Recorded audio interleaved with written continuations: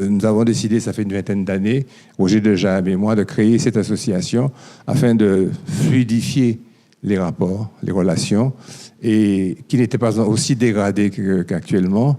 Et je pense que nous avions eu une vision de ce qui allait se passer, de la dégradation. Roger Dejame, surtout, à qui je dois rendre hommage, qui m'a demandé de l'accompagner pour que nous puissions former une communauté pacifiée, tranquille, ouverte à la modernité, mais quand même consciente de son passé, consciente de son histoire, consciente de ce qui a pu se passer. Le docteur Catonnet travaille le corps. Votre spécialité, c'est... Je termine. Nous essayons de travailler, nous, les esprits, les âmes, la pensée, la psychologie d'un peuple blessé. Nous faisons deux choses différentes, à deux niveaux différents, mais il y a une certaine similitude. Et je pense que ce que vous faites est plus concret et plus sérieux. C'est la raison pour laquelle je vais passer la parole à Daniel, qui va me succéder brièvement, pour ensuite vous laisser déployer votre science et votre art extraordinaire. Je vous remercie. Vous pouvez applaudir le docteur.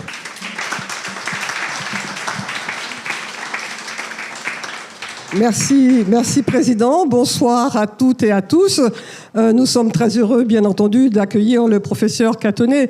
Et le Président m'a demandé de présenter le professeur Catonnet, mais je me demande si c'est vraiment nécessaire, parce que je crois que tout le monde connaît ici le professeur Catonnet. Alors quand même, pour ceux qui ne le connaîtraient pas, j'indique qu'à l'heure actuelle, il est professeur honoraire et qu'il est membre de l'Académie de chirurgie. Et je dirais presque que peut-être que tout commence en 1976, quand vous êtes avec le docteur Saillant, vous êtes l'assistant du professeur Roy-Camille, et que quasiment, il vous envoie en mission à la Martinique. Vous arrivez en 1978, avec pour mission de créer le service de chirurgie orthopédique. Vous le créez, vous le dirigez, et vous restez à la Martinique 24 ans. Ce qui fait qu'à l'heure actuelle, à la Martinique, il y a peu de gens, peu de familles qui n'ont pas connaissance, qui ne savent pas qui est le docteur Catonnet, parce qu'ils ont eu l'occasion, grâce à vous, d'échapper à des séquelles peut-être invalidantes. Et vous êtes, après 24 ans, vous repartez à la Pitié-Salpêtrière et vous prenez la suite du professeur Saillant, qui arrête prématurément, et vous exercez votre profession avec des succès qui sont reconnus au niveau national et international, puisque vous avez de nombreuses publications, vous avez des ouvrages, notamment vous êtes connu pour la médecine sportive, et vous organisez les journées d'orthopédie, ce qui vous conduit à revenir notamment, vous êtes revenu plusieurs fois, mais vous êtes venu en 2000 à la Martinique, et à l'occasion de ces journées d'orthopédie, il y avait un hommage qui était rendu au professeur Roy-Camille, et vous avez à cette occasion prononcé une conférence sur 4 grands médecins de la Martinique, le professeur Morestin, le professeur Garcin, le professeur Turiaf et le professeur Roy-Camille. 2022, c'est le moment de la retraite, et ça vous donne l'occasion d'approfondir le travail que vous aviez commencé et de nous donner la chance de découvrir cet ouvrage avec ces 4 grands médecins martiniquais.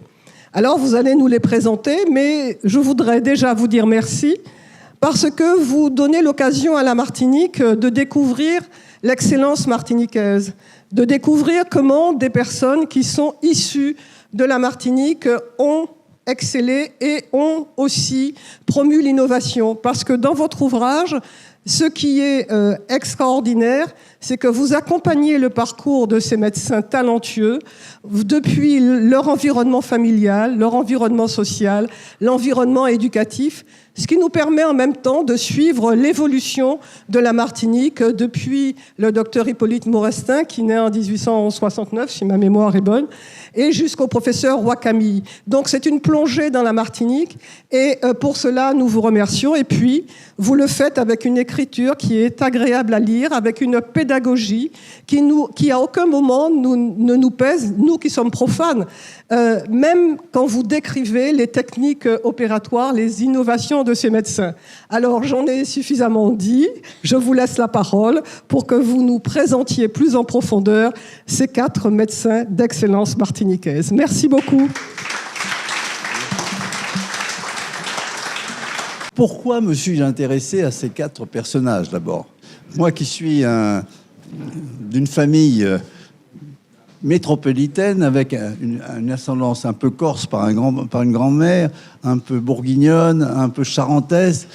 Pourquoi me suis-je intéressé à tous ces personnages? Parce que j'ai quand même passé beaucoup d'années en Martinique et je suis arrivé non pas en 78, mais en 74.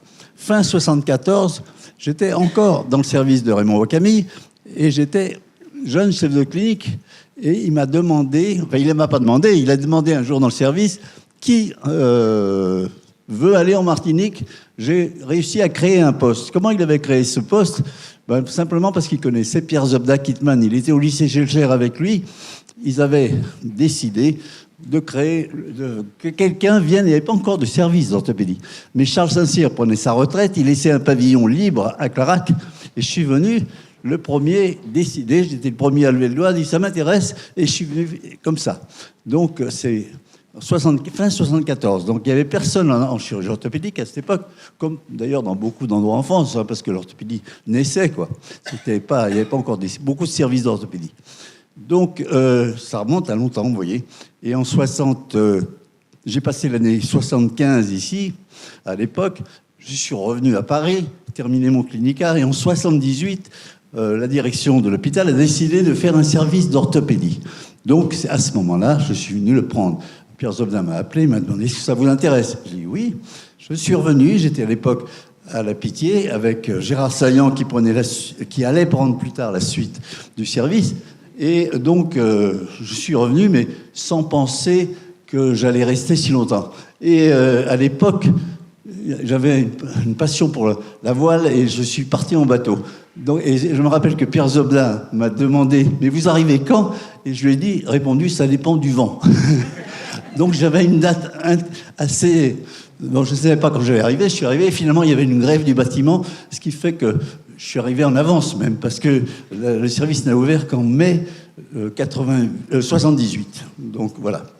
Et donc voilà pourquoi. Et alors la suite, c'est qu'en 2000, Raymond Wakami est mort en 94, mais en 2000, nous avons fait à l'Atrium de Fort-de-France une conférence sur un hommage à Wakami. Mais moi, au lieu de traiter de Raymond Wakami seul, j'ai traité de ces 4 personnages. Heureusement, parce que beaucoup de témoins que j'ai interrogés pour cette conférence sont morts après. Des gens comme le professeur Cabrol, comme le professeur Cuche, ils sont morts après. Les familles de Raymond Wakami, comme Maurice, toute la famille de Raymond Wakami, la famille de Turiaf, tous sont décédés. Et si je n'avais pas interrogé à cette période-là, je n'aurais pas eu ces témoignages. Et l'un des intérêts du travail, c'est justement ces témoignages-là des personnes qui les ont connus. Alors, on va commencer quand même. Ah, c'est ça. Alors. Ah ben non, oui. Alors on va, si vous voulez, faire un petit peu différemment de l'autre jour, pour ceux qui l'ont déjà vu. Je vais traiter effectivement de chaque biographie, l'enfance, l'adolescence, la carrière hospitalière qu'ils ont faite à Paris, mais aussi je vais traiter en commun après l'étude de leur personnalité qui était intéressante à connaître. Ils étaient tous, les 4, très différents les uns des autres. Et je vais un peu parler de ça. Je vais aussi parler des rapports qu'ils ont eus avec la Martinique, parce que il y en a qui sont revenus très peu parce que les voyages étaient longs, mais il y en a comme Wakami qui venaient vraiment plusieurs fois par an. Donc j'ai parlé aussi des rapports qu'ils ont eus avec les médecins qui leur envoyaient des malades de Martinique et aussi avec les médecins qui allaient faire leurs études en métropole. Donc tout ça, c'est un petit peu différent donc, de la présentation que j'avais faite avec, en fait, dans le fond, c'est un petit peu pareil. Alors, excusez-moi, mais j'ai un problème. Ah voilà. Alors on commence par Hippolyte Morestin, il faut quand même séparer les choses. Et Hippolyte Morestin, donc, La famille Morestin, alors je souligne que c'est Javier Chevalier, qui est ici présent, qui a fait ces travaux. Je ne vais pas m'accaparer les travaux de Xavier, qui est vraiment le connaisseur de la généalogie et de ce qu'il a fait en Martinique. Voilà. Il est originaire, la famille est originaire de Chabon dans l'Isère, d'ailleurs, qui avait été réunie par lui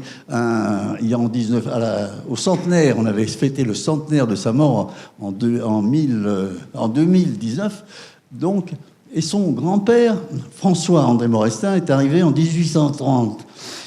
Ensuite, le fils de François-André, Charles Amédée, le père d'Hippolyte, a fait ses études de médecine. Il est parti à Besançon. Il a étudié la médecine et la chirurgie. À l'époque, il y avait un internat beaucoup plus court. Il a fait de la chirurgie, de la gynécologie. Il est revenu en Martinique et il a épousé Marie-Pauline Berthet, d'une famille blanc-créole de Saint-Pierre, qui a été un peu décimée par l'éruption par la suite. Et puis, ils ont eu 8 enfants. Ça se passait à Basse-Pointe, Hippolyte étant le cadet. Ah, je reviens en arrière. Désolé. Voilà. Leur maison de famille à Basse-Pointe, il y avait eu des photos d'enfants. C'est tiré de France Antilles, ça. À la fin du 19e, une petite maison modeste à Basse-Pointe, bien exposée à l'Alizé. Et puis, à l'âge où il faut faire les études secondaires, eh bien, la famille a émigré à Saint-Pierre. Saint-Pierre, ils étaient au collège, les enfants les plus âgés étaient au collège de Saint-Pierre. Et vous voyez, ça se passait donc à une période où on ne se doutait pas de l'avenir de Saint-Pierre. Donc, ils sont arrivés là et il s'est révélé être un élève un peu turbulent. Vraiment, les pères, c'est une école religieuse un peu, ne savaient pas, la maman ne savait pas ce qu'il allait faire de son fils, non, parce qu'il était vraiment pas bon élève et il était dissipé. Et bon, ils l'ont envoyé au lycée à Paris, à partir de la seconde. Et c'était quand même le lycée Louis-le-Grand. Alors Louis-le-Grand, c'est le lycée de personnalités, de célébrités comme Victor Hugo, comme Voltaire. Donc, et là, il a rattrapé un petit peu. Il a rattrapé le retard. Il n'était pas dans les meilleurs. Il était dans les meilleurs, mais petit à petit. Il est revenu, mais plus qu'au niveau, même parce qu'il était bon à la fin. Quand il était allé en terminale, il était bon. Et alors, là, la carrière hospitalo-universitaire, elle est, on peut le dire, fulgurante. Je n'ai rarement vu quelqu'un aller si vite que Morestin, parce qu'il était interne des hôpitaux à moins de 20 ans. Et ça, je peux vous dire que c'est exceptionnel. Moins de 20 ans, c'est-à-dire qu'il était probablement en 3e année de médecine. Personne n'était nommé au 3e. Vous savez que l'internat, c'est un concours difficile, et créé par Napoléon, d'ailleurs, en 1802. Et bon, il a été nommé tout de suite, et on l'a remarqué très vite, parce qu'il a fait de l'anatomie très vite également, et on voyait qu'il était très adroit, et vraiment, il était passionné. Le soir, il travaillait jusqu'à 10 heures. Vraiment, il y a des témoignages d'autres chirurgiens qui disent qu'il était formidable. Donc, quelqu'un de très doué pour ça. Il allait bien. Et puis, il a été ensuite chef de clinique chez le professeur. Alors, prosecteur d'anatomie, c'est-à-dire il faisait faire les dissections aux étudiants. Voilà. Et ensuite, chef de clinique. Alors, chef de clinique, c'est après l'internat. Il a été chez le professeur Ledentu. Le professeur Ledentu, Auguste, c'est lui qui lui a donné le goût de la chirurgie de la face. C'était un chirurgien qui était né à Basse-Terre. Hein? Ah oui, après, oui. Oui. Là, on était bien avant. Oui. Donc, il lui a donné le goût de la chirurgie faciale. Et dès le début, Ledentu a publié un gros livre avec Delbet et sur la chirurgie. Et le chapitre sur la face, il l'a donné d'emblée à Morestin, alors qu'il était tout jeune. Il a publié, et après, il s'est intéressé à beaucoup d'autres choses que ça, bien sûr. Il a été nommé agrégé en 1904, et puis après, chef de service dans différents hôpitaux. Tous les hôpitaux où il a été chef de service gardent d'ailleurs une salle à Morestin, sans qu'à Paris, les gens sachent qu'il est né en Martinique. Je peux vous dire que les gens ne savent pas.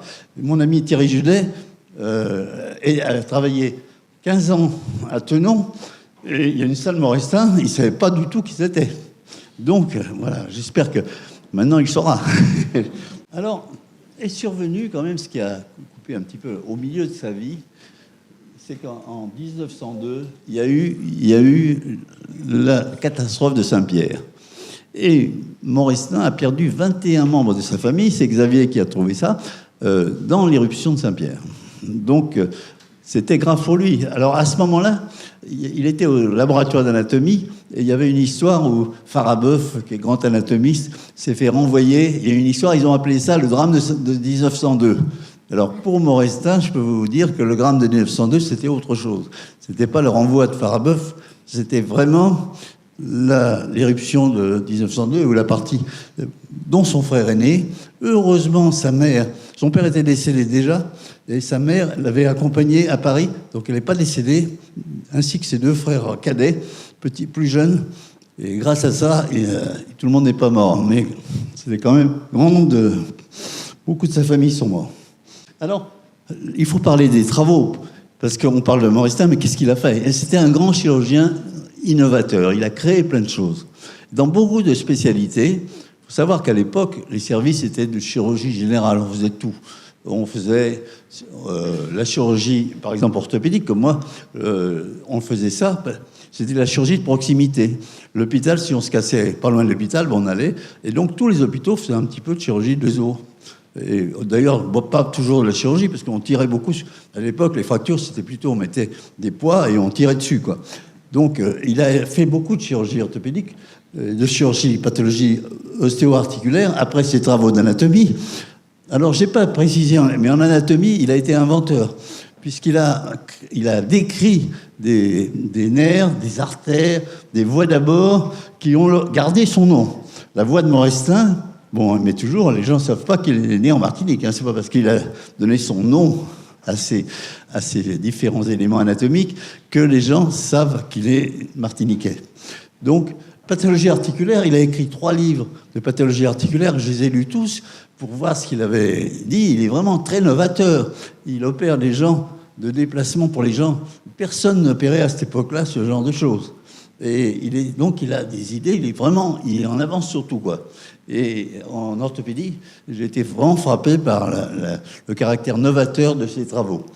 Et puis, il s'intéresse au cancer, un peu surtout du pelvis. Il se trouve qu'il est passé dans un grand service de chirurgie gynécologique, et donc il s'intéresse au cancer du pelvis, du cancer du rectum. Il fait d'ailleurs sa thèse sur ce sujet, pas du tout sur la face, mais sur le sujet des cancers, sur la voie d'abord sacrée, pour opérer ce type de tumeur. Et puis surtout, il est connu par les plasticiens comme l'ancêtre de la chirurgie esthétique, parce qu'il s'intéresse pas seulement au côté réparateur, mais au côté esthétique. Alors, la chirurgie esthétique est définie par autre chose. C'est lorsque quelqu'un est normal, mais on veut corriger juste la forme. Donc, il n'y a pas de pathologie particulière. Et lui, c'est l'ancêtre. Donc, il opère beaucoup de patientes, surtout les patientes, d'où d'ailleurs ses rapports particuliers avec les femmes. Il adore les femmes, mais parce qu'il a beaucoup de clientèle qui viennent pour se refaire faire quelque chose. Donc, et surtout, ce qu'il a de particulier, c'est qu'il fait... Il y en a d'autres qui ont publié un peu sur les oreilles décollées, sur des choses, sur les nez, mais lui, il fait tout. Il crée le lifting, par exemple. Il est un des premiers à faire du lifting. Il crée... Ah oui? Oh non, ça va. Et donc, il crée beaucoup de choses, vraiment, en chirurgie esthétique pure, pas seulement réparatrice de la face. Et donc, les plasticiens lui ont rendu hommage plus tard. Il a été considéré par les plasticiens comme un ancêtre. Il a formé des grands chirurgiens esthétiques comme Suzanne Noël, comme Raymond Passot. Et tous les traités rappellent que c'est lui qui les a enseignés. Et puis après, bien sûr, est survenue la guerre de 14, c'est autre chose. Mais quand la guerre de 14 arrive, il connaît déjà la chirurgie de la face. Et la chirurgie maxillofaciale n'existe pas à cette époque-là. Il y a l'otorino qui existe, mais pas trop la chirurgie maxillofaciale. Et on peut dire que la guerre de 14 va créer la chirurgie maxillofaciale. Parce qu'il y a les gueules cassées, il y a des nouvelles armes, c'est les obus dans les tranchées qui arrivent et qui détruisent les faces. Donc, il est là et il devient le grand chirurgien des gueules cassées. Et les gueules cassées honorent Morestin parce que c'est vraiment... Il leur rend la vie possible. Et vous savez que les déformations étaient tellement importantes qu'ils n'osaient plus se montrer. Donc, c'est pas seulement le chirurgien des gueules cassées est vraiment le chirurgien qui transformait la vie des gens. Alors, je parle un peu de traumatologie parce que c'est quand même mon domaine. Et la chose pour laquelle il est connu aussi, c'est qu'il a insisté sur le fait qu'il ne fallait pas amputer tout le monde. Parce qu'à l'époque, on amputait facilement. Et pendant la guerre en particulier, une fracture ouverte, c'était l'amputation. Fracture ouverte, on peut quand même en conserver un peu. Alors bien sûr, il n'y avait pas les mêmes techniques d'asepsie et tout, mais quand même, bon, il a dit, attendez, il faut un peu désinfecter, il ne faut pas amputer tout le monde. Donc ça a été très important. Il a fait un rapport là-dessus, bien avant la guerre de 14, en 1905, où il a insisté sur l'intérêt à ne pas amputer. Alors ça, je l'ai dit déjà, mais il a décrit, par exemple, des fractures que personne n'avait décrit. Cette fracture-là, qui est une petite partie de l'astragale, par exemple. Il a été novateur aussi, il décrivait des choses que personne ne connaissait, quoi.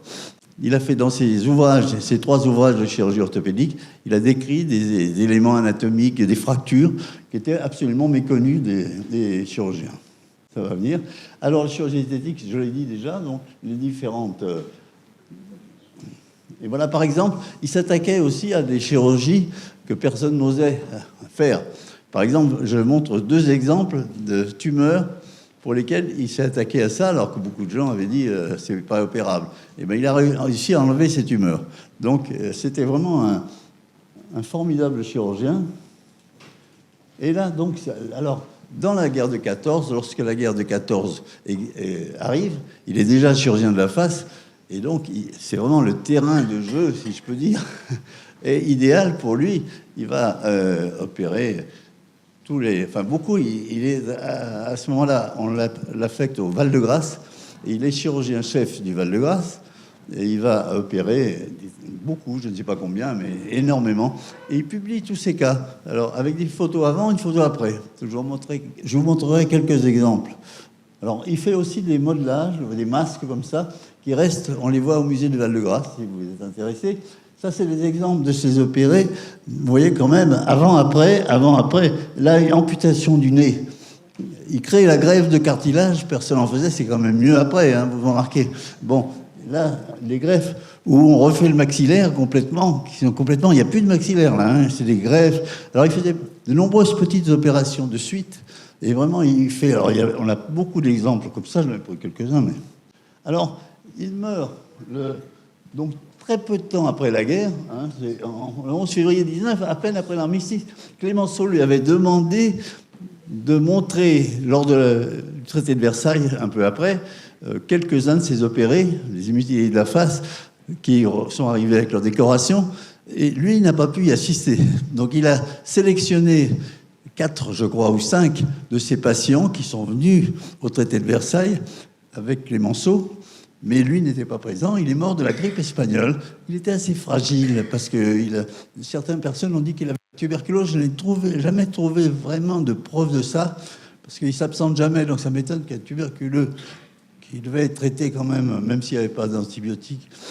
Je suis étonné par le fait qu'il ait une tuberculose. Mais enfin, il est fragile. Il est très fragile. Et il meurt de la grippe espagnole en allant voir une patiente.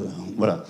Et alors se passe son enterrement qui est extraordinaire parce que tous les mutilés de la face, avec leur décoration, défilent entre son hôpital, le Val-de-Grâce, et son cimetière qui était le Père-Lachaise. Ils défilent avec leurs médailles, et les infirmières, il y en a une qui a fait un livre, qui en a parlé, défilent aussi, et une grande procession dans Paris, formidable, il paraît que c'était extraordinaire. Donc... Et lui, bon, n'a pas pu assister aux cérémonies, finalement, de la victoire de 14. Voilà. Alors, voilà, on arrive à Raymond Garcin. Raymond Garcin, c'est donc notre spécialité, c'est la spécialité neurologique. Alors, Raymond Garcin, lui, est connu pour la perfection de son examen, parce qu'il faut se rappeler qu'à cette période, il n'y avait pas grand-chose à part l'examen neurologique. Il n'y avait pas d'IRM, il n'y avait pas de scanner. Il y avait des radios, mais on ne voit pas les choses, des parties molles sur les radios. Donc, il fallait un examen neurologique très précis, faire des diagnostics. Et comment on vérifiait si c'était vrai ou pas? Eh bien, à la mort du patient, en regardant son cerveau. Voilà. Donc, la neurologie est née comme ça. Elle est née à Salpêtrière, la neurologie mondiale, par Charcot et par Vulpian. Elle est née à la fin du 19e, donc lui, c'était un peu plus tard, mais il était successeur de ces grands neurologues. Et les neurologues du monde entier venaient, par exemple, et Freud aussi est venu voir Charcot à l'époque. Donc, ils venaient en procession à la Salpé pour voir ces neurologues. Et lui fait partie des successeurs, voilà. Alors, la famille Garcin, originaire du Queyras, donc, les premiers arrivés en Martinique de Garcin, et Joseph Marie, qui est l'arrière-grand-père de Raymond Garcin, donc, et ce Garcin, donc c'est pas très ancien, c'est pas une famille ancienne, et c'est une famille relativement modeste. Ils ont peu de moyens. Il est contremaître ingénieur à l'usine Gradis de Basse-Pointe, son père, René Agis, c'est un peu le Michel Morin bricoleur. Il sait un peu tout faire dans l'électricité, il rend des services à tout le monde, et il épouse Amélie de Fabrique-Saint-Tour. Là, c'est une famille blanc-créole, vraiment d'officiers, qui est là depuis 1745, vous voyez. Donc, il épouse, mais lui, c'est un métropolitain qui est arrivé comme ça en ce moment-là. Et alors, survient encore l'éruption. On peut dire que chacun est frappé par ces éruptions. En 1902, lui, il est né 4 ans avant, et il y a l'éruption. Le père fuit en charrette à bœuf, dans une charrette, jusqu'à Fort-de-France, parce que il est né aussi à Basse-Pointe. C'est encore un hasard que les deux premiers que je vous présente sont de Basse-Pointe. Et il fuit en charrette à bœuf. La famille se réfugie. Il y avait des processions de familles comme ça qui se réfugiaient à Fort-de-France, comme tout le monde était obligé de le faire. Et puis il retravaille. Il travaille d'abord je crois qu'il travaille l'établissement Plissono, c'était l'avitaillement des navires. Voilà. Donc il s'occupe de ça.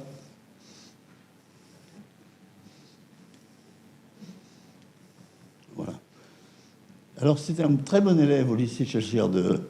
Donc c'est un milieu modeste puisqu'il obtient une bourse du conseil général qui va lui permettre de faire ses études après. Il est très doué en maths. Lui et Turiaf sont très doués en maths. Et donc il va partir avec une bourse du conseil général. Et les profs de lycée Chachir le dessinent, lui disent il faut faire tes polytechniques. Et puis lui, bon, il fait médecine. Il y aura beaucoup d'ailleurs de dentistes et de médecins dans sa famille par la suite. Il s'inscrit ça s'appelait PCN, c'était avant PCB, c'était à l'époque, c'est la même chose que PCB, et il commence sa médecine en 1915, il fait à peine une année de médecine, et le voilà mobilisé par la guerre de 14. Il a fait 1 an, donc il va s'arrêter pendant 3 ans. Donc il est médecin de première année, donc on ne connaît pas grand-chose en première année. Et il est déjà, alors on les prenait comme infirmiers. Mais lui, bon, il avance un peu vite, et au bout de la 2e ou 3e année de guerre, on le met médecin auxiliaire, alors qu'il avait 1 année de médecine. Et il est médecin auxiliaire. Bon. Donc au départ, il est dans ce qu'on appelle une unité mobile, l'autochir. C'est-à-dire c'était les blocs mobiles qui se déplaçaient. Et donc, il y avait des chirurgiens qui étaient un chirurgien-chef, et ils opéraient près des tranchées. Parce qu'au départ, on les mettait dans le train, ils revenaient, mais il y en a beaucoup qui mouraient. Donc, on a décidé d'opérer, les chirurgiens de se rapprocher du champ de bataille. Voilà. Et puis, donc, médecin auxiliaire en 18, ensuite, il est démobilisé au printemps 19, il s'est arrêté 3 ans. 3 ans de médecine qu'il a arrêté. Il reprend la 2e année à ce moment-là. Donc, vous voyez, c'est un peu compliqué, quand même. Donc, et puis, grâce à Pierre et Jean Camus, on a d'ailleurs un descendant qui est encore ici en Martinique, de ces Camus. Il reprend ses études, il est externe en 20, interne en 22, et il fait en 27 une thèse sur le syndrome paralytique des nerfs crâniens qui devient connu. Et il devient lui-même est connu parce que ça s'appelle le syndrome de Garcin. Et Garcin, dès le début, s'appelle le syndrome de Garcin, ce qui fait qu'elle est connue du monde entier, son nom est connu du monde entier dès la fin de son internat. Parce que tout le monde parle du syndrome de Garcin, et on ne sait pas que c'est un jeune interne qui a décrit ça. Donc c'était assez extraordinaire. Il avait une notoriété importante dès la fin de son internat par sa thèse, qui était connue. Après, il est chef de clinique, bon, le voilà ici. Donc, interne. On dispose encore des albums de l'internat, heureusement. On peut les trouver quand ils ont été internes chaque année. Donc j'ai retrouvé dans plusieurs années. Je ne vais pas te montrer tout, mais c'est intéressant. Et alors, à ce moment-là, il commence sa carrière hospitalo-universitaire, mais il a une rencontre importante, qui est la rencontre avec Georges Guillain. Georges Guillain, d'une part, il va épouser sa fille, donc c'est important dans les études, qui s'appelle sa fille, la fille de Georges Guillain. Vous savez, les filles de patrons en chirurgie, et dans les carrières hospitalières, c'est important. Il y a beaucoup de gens qui ont du galon comme ça. Mais lui, il avait du talent, donc on ne peut pas lui reprocher. Donc, mais c'est vrai. Et il commence sa carrière à la Salpêtrière, mais pas dans le grand service de son beau-père, dans un autre service. Il commence à former son équipe dès les années 30. Et devient professeur agrégé en 39. Et là, une nouvelle guerre. Alors qu'il a passé 3 ans dans les tranchées, ou juste derrière les tranchées, le voici pendant la guerre de 39, nouveau mobilisé. Et là, cette fois, il est affecté à une unité de neurochirurgie. Il fait un peu l'aide opératoire avec Guillaume. Et Guillaume est un des pionniers de la neurochirurgie, qui sera un des premiers chefs de service à la Pitié, d'ailleurs à la Salpé, en neurochirurgie. Donc, avec Pierre Guillaume, qui est un nom de la neurochirurgie. Et tous les deux, ils font un beau bouquin sur les plaies du crâne, plus tard. Voilà, il fait jeune à l'époque. On raconte qu'il est arrivé dans son service, il était chef de service, et puis que la surveillante l'a pris pour un externe. Elle a cru que c'était un petit jeune externe, il était chef de service en fait. Donc elle lui a demandé, elle a montré le bureau des externes alors qu'il était chef. Et puis après, il est nommé dans différents hôpitaux. Il faut se rappeler que pendant la guerre, la Salpé était réquisitionnée par les Allemands. Donc il ne pouvait pas rester à la Salpêtrière, et il est parti dans différents hôpitaux, j'ai noté ici. Voilà. Et puis, il crée le grand service Garcin. Là, il a eu 20 ans, entre 48 et 68. Voilà. C'est un grand service que beaucoup de Martiniquais connaissent, parce que les jeunes médecins qui partaient faire leurs études en Martiniquais, qui partaient en métropole, ils allaient voir Garcin et Turiaf. Et Garcin et Turiaf les recevaient et les prenaient comme stagiaires, comme externes, puis comme internes s'ils étaient dans la spécialité. Mais c'était important. Vous le voyez ici, donc, avec des assistants qui sont devenus des neurologues célèbres aussi, comme par exemple Godlewski, Michel Fardot, il était à l'origine du Téléthon, de tout ça, Jean Laprelle, un grand neurologue, qui a été ensuite à Bicêtre, Madame Brunner, c'est la pathologiste, et puis un assistant vietnamien qui a un peu créé la neuro-ophtalmologie. Alors le grand moment du service, c'était la consultation pour les malades externes, qu'il n'avait jamais vu, lui. Et une fois par semaine, je crois que c'était le mercredi, il voyait le patient que sélectionnaient les assistants, et il ne connaissait rien du dossier, bien sûr. Alors l'interne, là c'est le futur professeur Marie-Germaine Bousser, donc, qui était son interne à cette époque-là. Et donc, on lui montre le dossier, on lui dit ici, et lui, bon, il réfléchit un peu. Il a une mémoire phénoménale. Et il se rappelait qu'il avait eu un cas identique 20 ans avant, ou qu'il avait lu un article 20 ans avant. Et donc, il sortait des diagnostics étonnants. Les gens disaient, puis après, comment vérifier ? Il fallait attendre la mort du patient. Donc, qu'est-ce qui se passait à ce moment-là ? Quand le patient mourait, on lui enlevait le cerveau, qui était coupé en tranches, et puis c'est comme ça qu'a avancé la neurologie. À ce moment-là, on disait, il avait raison. Et bien souvent, il avait raison. Je ne dis pas qu'il avait à 100% raison, il y a peut-être des erreurs, mais il avait très souvent raison. Donc c'est comme ça qu'est née la neurologie. Et en particulier, donc à la Salpêtrière, pas seulement, mais en particulier à la Salpêtrière, ça c'est peu de temps avant son décès. Ah, voilà. Donc avec ses assistants, c'est la Pitié, ça. Voilà. Alors son œuvre, on ne va pas insister, mais c'est vraiment toutes les parties du cerveau. Pas tellement le cerveau lui-même, mais tout ce qu'il y a devant et derrière, le thalamus, tout ça. Il a publié sur des tas de choses, de nombreuses publications, 600 publications, sur énormément de choses. Et puis... Voilà. Donc, on ne va pas insister sur les œuvres, parce que je pourrais faire une soirée uniquement sur les œuvres. Hein. Il y a énormément de choses, pour les 4 d'ailleurs. Pour les 4. On va passer à Jules Turiaf. Jules Turiaf, donc né en 1904, qui lui, c'était un spécialiste de la pathologie respiratoire. Pas seulement, parce que c'était un grand interniste, c'est-à-dire qu'il était spécialiste en généralité, si je peux dire. C'est-à-dire que les médecines internes n'étaient pas nées encore, mais c'était un peu... Vous savez, la médecine interne, c'est un petit peu tout, mais à haut niveau, et faire des diagnostics qu'on n'arrive pas à faire le diagnostic de maladies très rares. Et donc, il était interniste. Il disait, je suis un interniste passionné de pathologie respiratoire. Voilà. Donc, il était effectivement comme ça. Alors, c'est une famille métissée venant de Bretagne. Lui aussi, un peu comme les Garcins. Issu d'un ancêtre breton, il arrive en Martinique, et la famille arrive au début du 18e. Et alors, il faut raconter l'histoire quand même de son père, parce que son père, c'était extraordinaire. Il est vraiment miraculé, dans ce qui veut dire que lui-même n'aurait pas dû naître. Le père, le jour de l'éruption, il est commissaire de police à Saint-Pierre. Commissaire de police, donc à Saint-Pierre, et il a une affaire à régler à Basse-Pointe. Il part à cheval à 2h du matin. Il arrive à Basse-Pointe, on lui dit, il n'y a plus de Saint-Pierre. C'est-à-dire la ville a disparu sous l'éruption. Elle a bien vu qu'il se passait quelque chose, hein, quand même, en route. Mais donc, il perd sa femme, ses 2 enfants, le père, pas Jules. Et à ce moment-là, il est réfugié à Fort-de-France. Il épouse une femme qui meurt en couche, mais qui accouche de 2 jumeaux, dont Jude.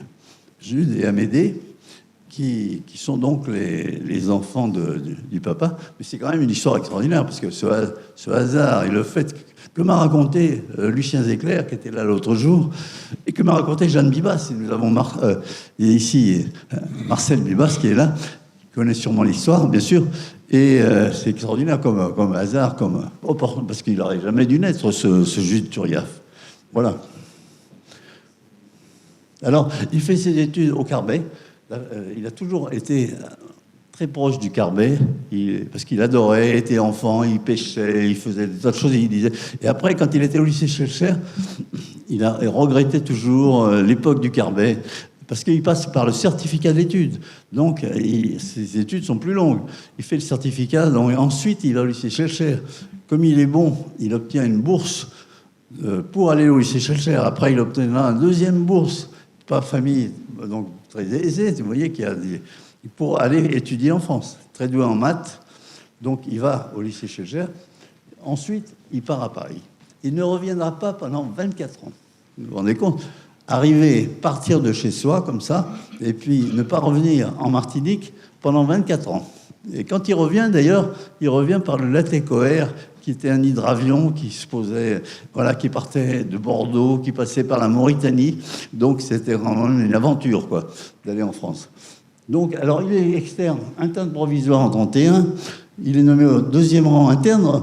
Remarquons qu'il prépare l'internat avec Pierre Aliquer, le futur adjoint d'Aimé Césaire. Et j'avais interrogé Pierre Aliquer à la mairie de Fort-de-France. Il m'avait parlé de son ami Turiaf, c'est très intéressant. Et il m'avait dit, on ne parlait pas de politique parce qu'on n'était pas d'accord. Donc parce qu'il y en avait un qui était très gaulliste, qui était Turiaf, enfin un gaulliste plus tard, mais enfin très conservateur, et l'autre qui était plus tard l'adjoint de Césaire. Donc il disait, on ne parlait pas de ça. Comme ça réglait les problèmes, quoi. C'était très bien. Et alors, il fait sa thèse sur le diabète, donc une thèse interniste. Il est ensuite chef de clinique chez Ratteri. Alors, là, je vais vous montrer. Voilà. C'est intéressant parce que Ratteri, c'est un interniste, vraiment. Et là, surtout, à côté de lui, vous voyez les chefs de clinique, là, il a Fred Siguier. Fred Siguier, c'est le papa de la médecine interne, qui a créé la médecine interne, on peut presque dire dans le monde, en tout cas en France. Donc, c'est un personnage important. Et lui, c'est Brunt, le service de parasitologie. Claudine, qui connaît bien sûrement ces personnages, Claudine Vernon, qui est ici. Donc, c'est des gens, des grands noms de la médecine ultérieurement. Et lui est là. Il fait partie de ces grands noms. Alors, il devient surtout un conférencier d'internat. Conférence d'internat, on prépare l'internat. Mais il a des futures vedettes de la chirurgie dans sa conférence. En particulier, Charles Dubos, qui est un peu le créateur de la chirurgie cardiaque en France, qui était un personnage formidable. J'ai été son externe à une époque. C'était vraiment un grand de la chirurgie cardiaque. René Cuche, qui est le père de la greffe du rein, donc c'est pas n'importe qui. Et c'est lui qui les forme. Il était un peu assez coléreux, on y reviendra d'ailleurs. Et ils avaient un peu la trouille. Et il était un enseignant exceptionnel. Il leur apprenait, il n'hésitait pas à les engueuler. Hein. Et il a formé donc des exceptionnels chirurgiens. Le Brigand, c'est la chirurgie thoracique. Toupet, la chirurgie digestive. Donc tout ça, c'est des grands noms hein, par la suite. Donc, et puis, il y a la guerre qui arrive. Alors lui, il a vu différemment. Il est fait prisonnier rapidement. Et ensuite, après la guerre, pendant l'occupation, il est assistant de Jacquelin. Et il participe un peu à des réseaux de résistance. Bon, très bien. Et il est nommé médecin des hôpitaux en 1943. La première partie de la suite de sa carrière, c'est il s'occupe de la consultation de l'hôpital Cochin. À l'époque, il y avait des consultations qui étaient gérées par un chef de service et puis qui n'avait pas de lit d'hospitalisation, qui en mettait dans d'autres. Lui, c'était avec Harvier qui travaillait. Avant de créer son service, le grand service de Bichat, c'était en 60. Là, il devient chirurgien en pathologie respiratoire, médecin de pathologie respiratoire, grand spécialiste de certaines maladies rares. Et on crée un groupe de recherche chez lui en 1968. Ah, pardon. Alors voici à l'hôpital Bichat en 63, vous voyez, ici, avec des assistants qui sont connus également, que j'avais interrogés. J'avais interrogé les assistants quand j'avais fait la conférence en 2000. Donc, il prend sa retraite en 74. Il s'occupe beaucoup de sa malade qui a une maladie d'Alzheimer. Il a suivi une fracture, il s'en occupe beaucoup. À ce moment-là, il ne vient pas beaucoup en Martinique. Il va commencer à venir en Martinique à partir du moment où sa femme décède, parce qu'elle ne pouvait pas trop voyager. Donc, il vient presque tous les ans. Là, il vient dans sa maison du Carbet. Et là, il passe des années formidables. Il est reçu par les médecins de Martinique, les médecins de la SMAG qui organisent des congrès annuels. Donc, il retrouve sa Martinique natale et il n'a quitté plus jusqu'à sa mort, pratiquement. Mais il revient très souvent. Il fait partie de l'Académie de médecine. Il est même président de l'Académie de médecine. Poste vraiment très important, enfin, honorifique, hein, mais quand même. À côté de lui, Renécus, d'ailleurs, l'urologue, qui est là.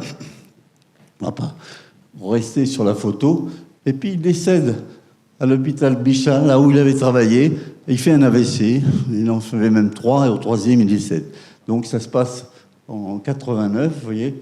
Et il est enterré, le seul des 4, d'ailleurs, il est enterré en Martinique, au Carbet. Il est enterré au Carbet. Donc, et Renécus, président de l'Académie de médecine, vient à son enterrement, un habit d'académicien, et puis on honore beaucoup la mémoire de Judin. Donc, enterré en Martinique. Ah, pardon. Alors, son œuvre, c'est un petit peu toute la pathologie respiratoire, sauf la tuberculose. Tout le monde s'est intéressé à la tuberculose. Lui, il a décidé de s'intéresser à ce qui n'était pas la tuberculose. Et c'est un grand spécialiste de la sarcoïdose. La sarcoïdose, maladie où il y a des infiltrats pulmonaires, il a décrit, il est réputé pour être un spécialiste mondial. Il fait un grand congrès à Paris sur la sarcoïdose. Il se déplace dans le monde entier pour cette affection. Il parle aussi beaucoup de publications sur l'asthme, donc des maladies qui ne sont pas la tuberculose. Et puis, il décrit aussi la lymphocytose X grâce à son anapathe. Donc, c'est une maladie rare. Et puis, c'est le premier à orienter, à dire que l'amiante est dangereuse et donne des cancers de la plaie et du poumon. Donc, ça, c'est un gros intérêt. Maintenant, tout le monde le sait, mais on ne sait pas que ça vient de Turiaf. C'est le premier à le dire. Donc, important quand même. Et puis, les collagénoses, tous les rapports avec la maladie rare. Voilà. Donc, il a une œuvre aussi très importante dans le domaine de la pathologie respiratoire. Alors, maintenant, je parle de mon maître, Roi Camille, quand même très important pour moi également. C'est lui qui m'a envoyé ici. Et lui, qui était, pardon, on va rester sur la première, une famille de commerçants. Il n'avait pas de problème financier dans la famille, mais proche d'ailleurs de la famille Turiaf. Les deux familles sont liées. Ce qui fait que quand il va arriver à Paris, les deux premiers que va voir personne que va voir Raymond, Roi Camille, c'est Jules Turiaf et c'est Pierre Zizine. Et Pierre Zizine, on en reparlera parce que c'est un personnage important également. Donc, il naît en centre de Fort-de-France, rue Victor Hugo ici, et donc son père s'occupe de matériaux de construction et propriétaire du Rhum Madiana. Quelqu'un m'a dit tout à l'heure je disais dans le livre que le Rhône était à l'emplacement de l'université. C'est pas tout à fait exact, c'était plus près de la mer. Mais donc, il y a une petite erreur de placement. Et donc, famille de commerçants. Et le grand-père était géreur d'une propriété au Larentie, le grand-père. Et il y avait, donc, c'était une famille qui s'est métissée. Il y avait eu source d'un conflit, d'ailleurs, entre le grand-père et son père, qui n'avait pas accepté ce métissage. Voilà. Et donc, lui était... Enfin, j'ai connu sa mère, qui... Lorsque je suis arrivé, elle était encore vivante. Et effectivement, bon, il est une famille métissée, mais bon, pour moi, il n'y a pas de problème dans ce domaine. Mais c'était vraiment, pour lui, donc, à l'époque, une famille métissée, à l'aise, et avec donc ses différentes fonctions dans les différents commerces. Voilà. Et alors voici, d'ailleurs, je vous les présente. Peut-être certains d'entre vous l'ont connu. Là, vous avez Raymond, qui est là, Roger Roy-Camille. Là, c'est Maurice Roy-Camille, donc vous l'avez peut-être connu également, qui avait la concession Ford ici. Là, vous avez son oncle, Abel Roy-Camille, chirurgien à l'hôpital civil. Abel. Là, vous avez Paul, son père, celui... Voilà, et Raymond, qui est ici, c'est l'année où il part faire sa médecine. Donc c'est 45. Il commence. Donc lui, il est complètement à l'écart de la Première Guerre, bien sûr, mais il a vécu la Martinique à l'époque de l'amiral Robert. Donc il a connu tout ça. Je raconte un petit peu ça dans le livre, d'ailleurs. Et il part, juste après, en 45, il part faire sa médecine. Voilà. Lui non plus, donc, il ne connaît pas grand monde à Paris, sauf Turiaf, qui est déjà un patron, et Zizine. Alors je n'ai pas insisté sur Pierre Zizine, mais c'était un personnage qui avait créé, qui est un peu le bienfaiteur des étudiants de Martinique qui venaient en France. Il avait créé un club de foot qui s'appelait le Football Club Antillais, avec des nombreuses personnalités futures de la Martinique, dont le père de Claudine Vernon-Nesson, qui est ici, dont un héros de la résistance qui s'appelle André Rose, je crois, et dont des médecins de Martinique qui étaient vraiment... Zizine, c'était vraiment un personnage. Il faudrait que quelqu'un décrive un jour, fasse sa biographie, parce qu'il a un personnage formidable. Donc, il s'appelle Pierre Zizine, voilà. Et j'ai pas sa photo ici, bon. Alors ça, c'est à PCB. Il va à PCB. Et d'ailleurs, dès le début, dans les vestiaires du PCB, il fait connaissance avec sa future femme. Donc, vous voyez, en prenant sa blouse, là, dans les vestiaires, il fait connaissance avec Madeleine, qui va être sa femme. Il fait un internat très général, et une chance extraordinaire, au premier semestre de l'internat, qui était un service de chirurgie générale, il fait connaissance de Robert Judet.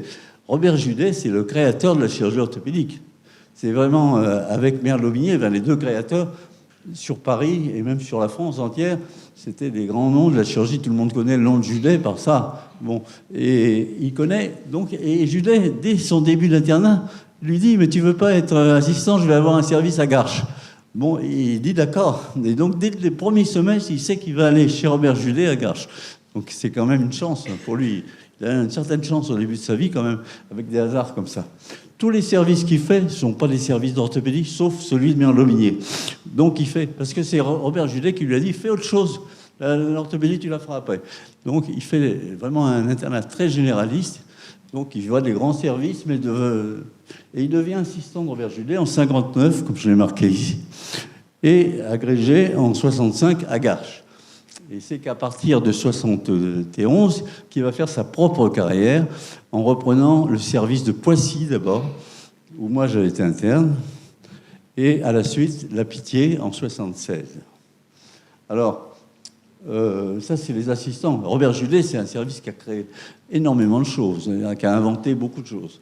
Il y a des personnalités, bon je ne vais pas rester là-dessus, mais beaucoup de noms connus de l'orthopédie sont là. Et puis Roy-Camille, il réalise en 63 la première ostéosynthèse du rachis.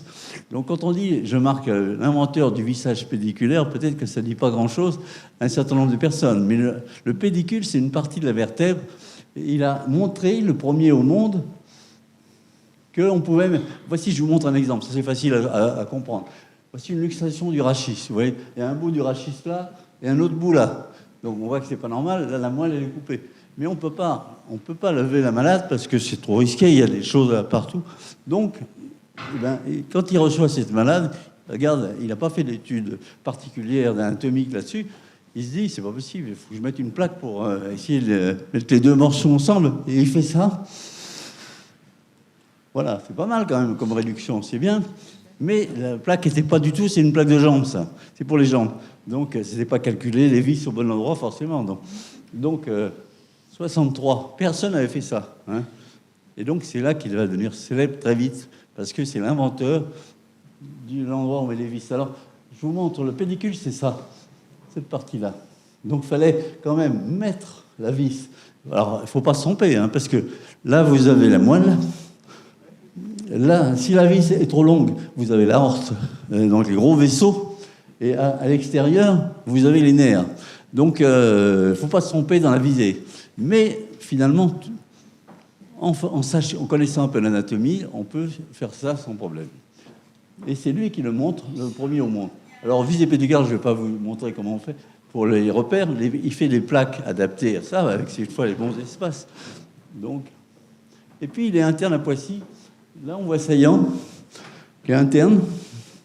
Et là, sa femme, sa première femme, parce qu'elle va décéder en 74, après que je sois passé comme interne, d'un accident de voiture. Ça, c'est un grand drame de sa vie. Et voilà, à période de Poissy, on voit Saillant ici, vous voyez. Et donc, il développe la technique. Donc, on ne va pas insister parce que c'est un peu technique.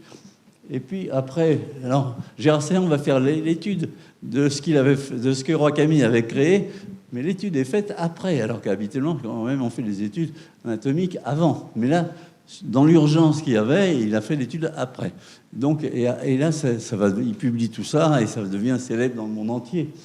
Et il passe à la Pitié en 76. Et ici, moi, je suis là, et Saillant est là. Et Berthaud, on était 3 assistants seulement au début. Donc on était très peu nombreux. En 76, quand on ouvre la Pitié, on arrive à la Pitié avec plusieurs services très connus, comme Cabrol, qui était à l'étage en dessous, comme Lebrun, pas Lebrun, Cus, qui était chirurgien urologique. Donc, il y avait des services exceptionnels à tous les étages, disons. Et puis, il diffuse ça, mais les Américains, il va voir les Américains qui lui disent « Oh, c'est joli, c'est une bonne idée, ça, de mettre les vis là, très bien, mais jamais on va faire ça, et jamais on va le publier, trop dangereux. » Les Américains, ils ont peur d'avoir un procès, donc ils refusent de le publier, et bon, et lui, il l'a publié, et en France, on commence à le faire. Moi j'avais déjà, j'ai commencé ici à mettre des vis dans les pédicules la première année que je suis venu en 75. Vous voyez, aux États-Unis, ils n'ont pas commencé avant 86. Donc, ils ont pris un retard fou, comme souvent, ils ont peur un petit peu des nouveautés. Et là, c'était assez extraordinaire, parce qu'aux États-Unis, on lui disait non, c'est trop dangereux. Et après, tout le monde s'y est mis, et maintenant, tout le monde le fait. Et ça va devenir américain, je pense, bientôt.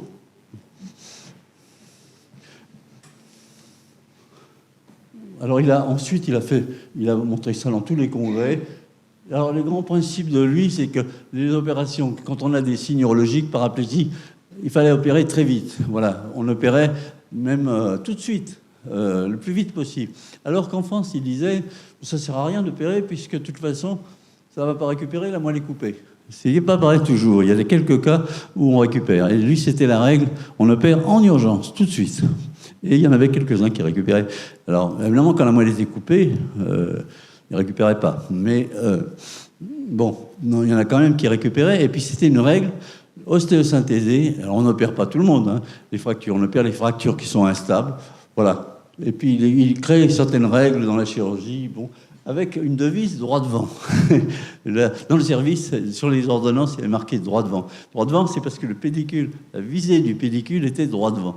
Et dans la vie, pour lui, c'était droit devant aussi, parce que on n'a pas peur. Les Américains disent qu'il ne faut pas faire ça. Moi, je vais droit devant et je continue. Voilà, il était comme ça, Camille. Il avait ses idées et puis il a bien eu raison parce que maintenant, aux États-Unis, c'est devenu un nom très connu, Roi Camille. Mais je vous dis, il faut se méfier parce qu'ils ont tendance à s'attribuer les inventions des autres au bout d'un certain temps. Donc, il faut répéter que c'est Roi Camille qui l'a créé.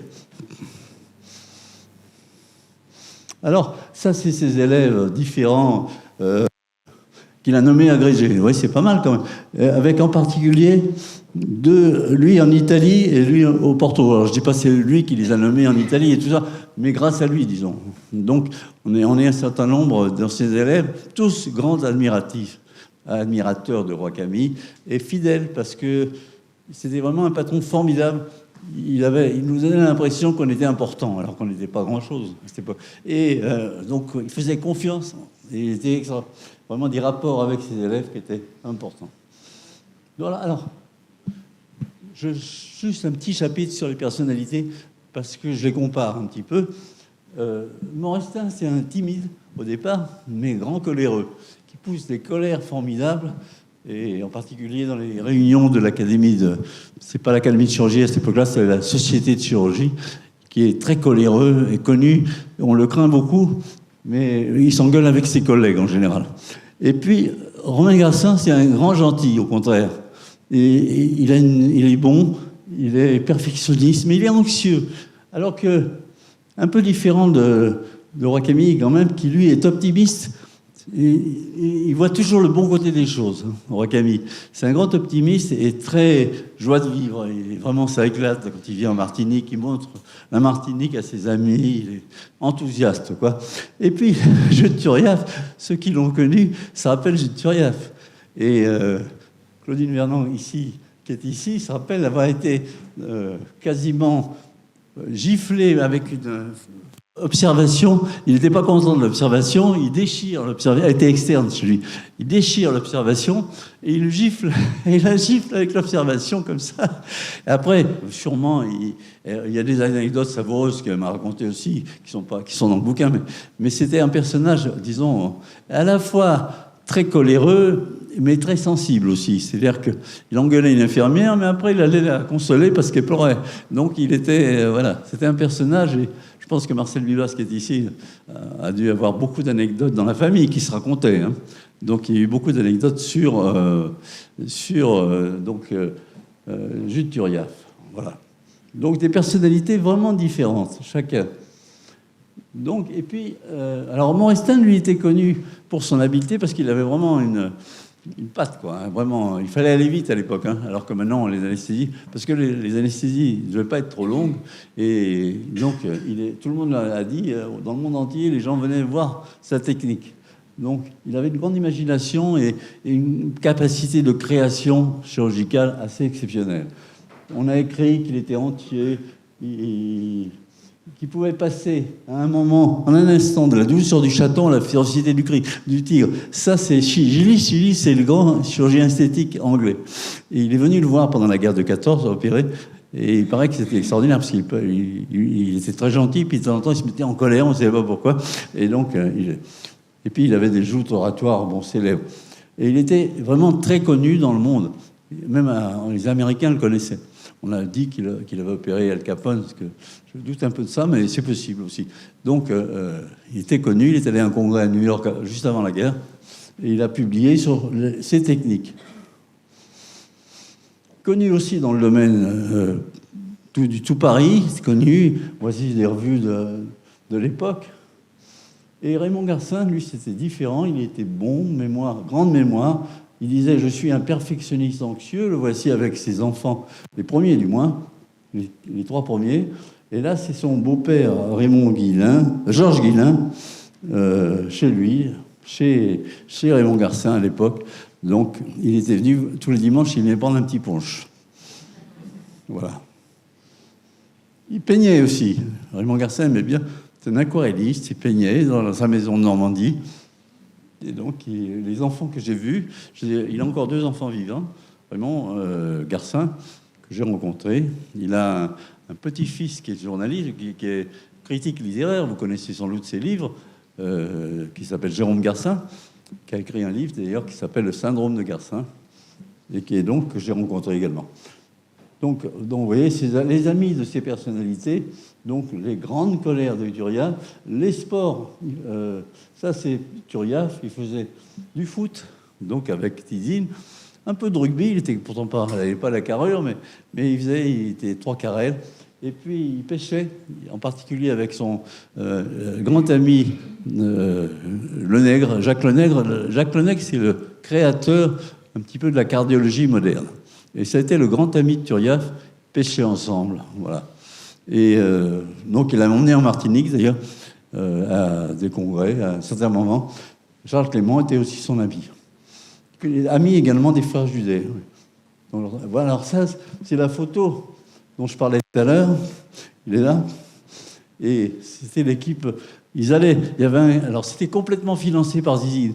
Il y avait un car qui partait de la Bastille le dimanche matin, qui allait emmener les joueurs, qui allaient jouer sur différents terrains, dont le terrain de chez lui en Seine-et-Marne. Il était à la Roche, je ne sais plus comment ça s'appelle, la Roche Prévôté.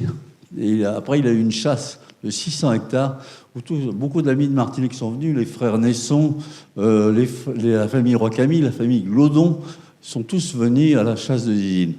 Voilà, c'était...